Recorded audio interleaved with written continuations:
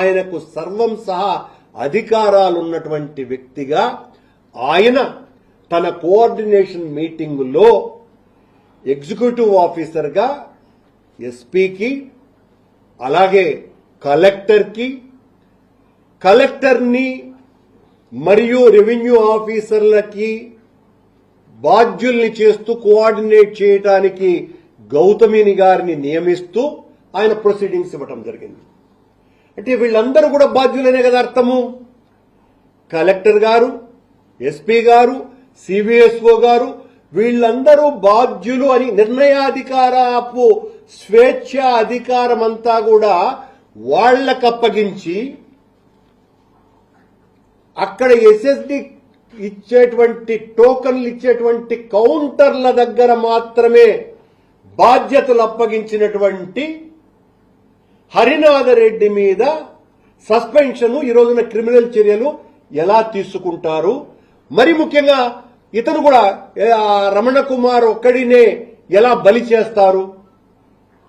Coordination బాధ్యతలు స్వీకరించినటువంటి IAS అధికారిని అయినటువంటి గౌతమి గారి మీద జిఏడిలో రిపోర్టు ఆమెకు చెప్పి ఆమె మీద ఏ రకమైనటువంటి చర్య తీసుకోవాలనో వాళ్లకు అప్పగించినాము అనేటువంటిది కూడా నిన్న కేబినెట్ లో ఒక నిర్ణయాన్ని తీసుకోవటం జరిగింది.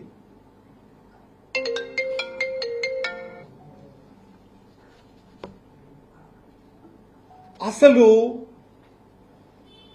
క్యూ లైన్లలోకి భక్తులను వదలకుండా క్యూ లైన్ల ముందర హోల్డింగ్ పాయింట్స్ ని పెట్టేటువంటి ఆలోచన మీకెందుకు వచ్చింది? భక్తులు ఎవరైనా వస్తే క్యూ లైన్లలో వదలాల, అలా కాకుండా బయట ఉండండి మీరందరూ అని గుంపుగా చేర్చినటువంటి అధికారులు ఎవరు? పోలీసు వాళ్ళు, విజిలెన్స్ వాళ్లే కదా, వాళ్లు కదా దానికి బాధ్యత వహించాలా? వాళ్ల మీద ఏ చర్యలు లేవు. హోల్డింగ్ పాయింట్ అనే నిర్ణయం ఎందుకు వచ్చింది? చాలా స్పష్టంగా క్యూ లైన్లలోకి వదలకుండా హోల్డింగ్ పాయింట్స్ ని ఎందుకు పెట్టారు? అక్కడ తొక్కిసలాటలో పడిపోయినప్పుడు అక్కడున్నటువంటి పోలీసు అధికారులు చోద్యం చూస్తున్నా కూడా ఆ చోద్యం చూస్తుండేటువంటి అధికారుల మీద ఏ రకమైనటువంటి చర్యలు ఎందుకు తీసుకోలేదు?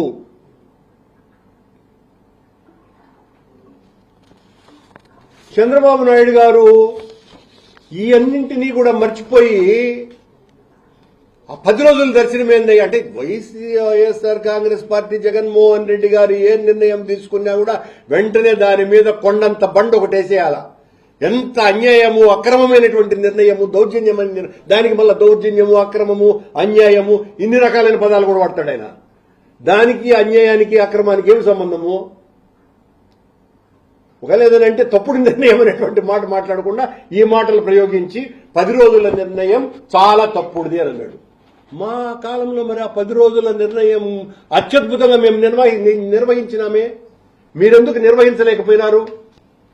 మీ బాధ్యతారాహిత్యం వలన మీకంతా పెత్తనమంతా కూడా మీకు కావలసినటువంటి వాళ్ళు దర్శనానికి వస్తే వాళ్లకు సకల భోగాలు కల్పించటానికే ఈ అధికార యంత్రాంగం అంతా ఊడిగం చేస్తున్నది కనుక, ఊడిగం చేయటంలో తలమునకలై ఉన్నారు కనుక వాళ్లు ఈ నిర్వహణ సామర్థ్య బాధ్యతల్ని విస్మరించటం జరిగింది అన్నది వాస్తవం కాదా? అదే వాస్తవం.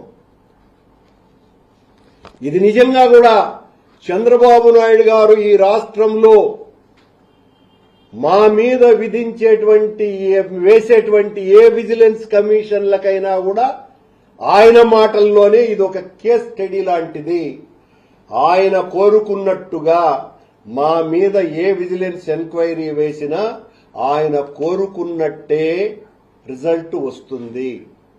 దాని మీద ఆయన ఎవరిని నిర్ణయించినా ఎవరిని నియమించినా కూడా ఫలానా వాడిని దోషిగా చెప్పండి అంటే ఆ వారే దోషిగా అవుతారు అన్నదానికి ఇది ఒక బహిరంగ నిరూపణ.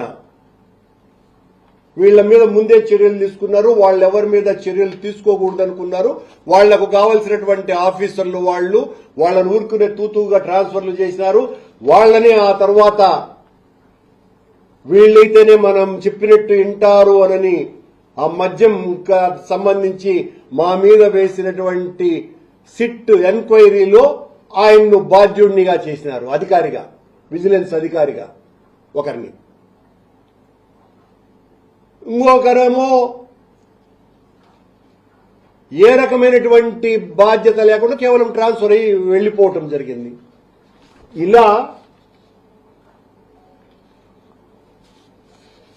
ఈ ఏదైతే ఎంక్వైరీ ఉన్నదో ఈ ఎంక్వైరీ పూర్తిగా తప్పని, ఇది ప్రజల భక్తుల మనోభావాలను పూర్తిగా దెబ్బతీసినటువంటి జ్యుడిషియల్ కమిషన్ రిపోర్టు తప్ప మరొక్కటి కాదని, నిజమైనటువంటి దోషులు బయటికి రావాలి, సరి అయినటువంటి నిర్ణయం వెలికి రావాలంటే దీన్ని సిబిఐకి అప్పగిస్తే తప్ప ఎట్టి పరిస్థితుల్లోనూ వాస్తవాలు బయటికి రావు. కనుక సిబిఐ ఎంక్వైరీని మేము డిమాండ్ చేస్తున్నాం. ఇది దారుణమైనటువంటి రిపోర్టు. ఈ దారుణమైనటువంటి రిపోర్టు మేకలను బలి తీసుకొని దోషులకు దండలు వేసింది. వాళ్ళది ఏ తప్పు లేదని క్లీన్ చిట్ ఇవ్వటము, దానికి మళ్ళా పతాక శీర్షికలతో వాళ్ల బొమ్మలేసి మరి వీళ్ల తప్పు ఏమీ లేదని చెప్పటము, చెప్పించే ప్రయత్నం చేయటము, ఇలాంటివన్నింటినీ కూడా ప్రజలు గమనిస్తున్నారు. మేమే కాదు మొత్తం భక్తులందరూ కూడా సిబిఐ ఎంక్వైరీ వేస్తేనే నిజానిజాలన్నీ బయటికి వస్తాయని సిబిఐ ఎంక్వైరీని డిమాండ్ చేస్తున్నాం. కమిషన్ రిపోర్టులో టీటీడీ చాలా తప్పులు చేసింది. టీటీడీ పూర్తి స్థాయిలో సిబ్బందిని కావచ్చు ఇతర ఏర్పాట్లకు సంబంధించి తీసుకోలేదని చెప్పి కూడా అన్నప్పుడు టీటీడీ ఏదో తప్పులైతే చేసిందో వాళ్ల మీద చర్యలు ఉండాలి కదా. ఆ చర్యలు ఎందుకు తీసుకోలేదు నిన్న కేబినెట్? అలా వీళ్ళని ఎందుకు మాత్రమే బలి తీసినాయి? టీటీడీ మీద తప్పులు చేస్తారని చెప్పుకున్నారు అనుకుందాం. అదేమి దాన్ని బహిరంగంగా బయటికి చెప్పలే, ఎవరికి చూపించటంలే. ఆ కమిషన్ రిపోర్టు బయటికి వస్తే ఇంకా చాలా విషయాలు మాట్లాడొచ్చును. టీటీడీ చాలా తప్పులు చేసింది అని చెప్పడం అంటే అర్థమైంది. టీటీడీ ఈఓ తప్పు చేశాడు, టీటీడీలో ఉన్నటువంటి సివిఎస్ఓ తప్పు చేశాడు, బయట ఉన్నటువంటి కలెక్టర్, ఎస్పీ అందరూ కూడా బాధ్యులే అని చెప్పినట్టే కదా మీరు చెప్పేదాని ప్రకారం. నేను రిపోర్ట్ చూడలేదు కాబట్టి ఆ రిపోర్ట్ ఎక్కడ బయట పెట్టలేదు కాబట్టి. వాళ్ళు తప్పు చేసినారంటే తప్పు చేసిన వాళ్ల మీద కదా చర్యలు తీసుకోవాలా. వాళ్ల మీద తీసుకోకుండా చిన్న చీమల మీద ఎందుకు బలి పశువుల్ని చేసినారు?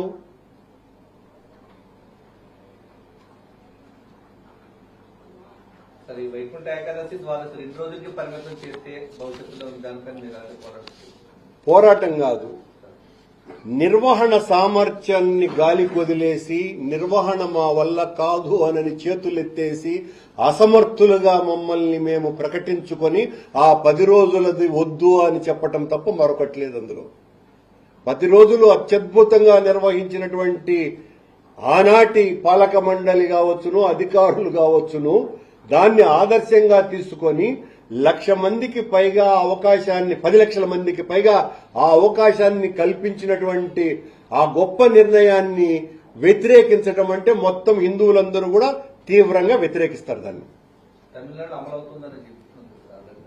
అందుకే చెప్తున్నాను, మేము అన్ని లక్షల మందికి ఆ దర్శన సౌభాగ్యం కల్పించినాం, ప్రజలు ఆనందించినారు. అదే మా నిర్ణయం కూడా కాదు సుమా. 23 మంది పీఠాధిపతులు వాళ్లు తమ స్వహస్తాలతో సంతకాలు చేసి ఈ నిర్ణయం చేయటం చాలా మంచిది అని వాళ్లు చెప్పిన తరువాత తీసుకున్నటువంటి నిర్ణయం 10 రోజుల వైకుంఠ ద్వార దర్శనం. మరి ఈరోజు పీఠాధిపతుల ఆలోచనని కాలికి తొక్కి పడేస్తారా కూటమి ప్రభుత్వం? అది వాళ్లు తెలుసుకోవాల్సినటువంటి విషయం. వాళ్లు తేల్చుకున్న తర్వాత మాట్లాడతాం.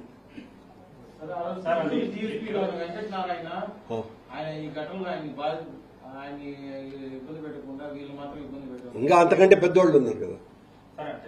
20-30 ఏళ్ల క్రితం నాటి మీ భూములకు సంబంధించి కూడా అవి దోచుకున్నారంటూ కూడా మీ మీద ఆరోపణలు వచ్చాయి.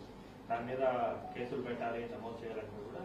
కేసులు పెట్టని, క్రిమినల్ కేసులు పెట్టని, జైళ్లకు పంపించని, తప్పు ఒప్పులు వాళ్ళు నోటీసులు ఇచ్చిన తర్వాత కోర్టులున్నాయి, న్యాయం ఏంది అన్నది తేలుస్తాయి. కాకపోతే ఉబలాట పడుతున్నటువంటి వాళ్ళు దాని మీద చాలా మంది ఉన్నారు. వాళ్ళ ఉబలాటానికి నేను ఆనందపడతానే గాని రోధించేటువంటి మనిషిని కాదు. నా మీద ఏదో ఆర్థికంగానో లేకపోతే శారీరకంగానో నన్ను నిర్బంధించి భయపెట్టినంత మాత్రాన నా ప్రజాస్వామ్య గొంతును ఆపటమన్నది ఎవ్వరి తరము కాదు. కూటమి నా గొంతు కోస్తే తప్ప. అలా జరిగినప్పుడు మాత్రమే నా గొంతు ఆగుతుంది. కాకపోతే దాని మీద ఉన్నదానికంటే కూడా చాలా ఎక్కువగా తెలుగుదేశం పార్టీ ఉంపుడు కత్తె పత్రిక మరింత ఎక్కువగా దాన్ని పెద్ద ఎత్తున రాయటము, ఇవన్నీ కూడా తమాషగా పొద్దున్నే హాస్య చతురత ఏదో చిన్న సినిమా చూసినట్టుగా నేను చదవటం జరిగింది. దానికి సమాధానం లీగల్ గా నేను ఎదుర్కొంటాను.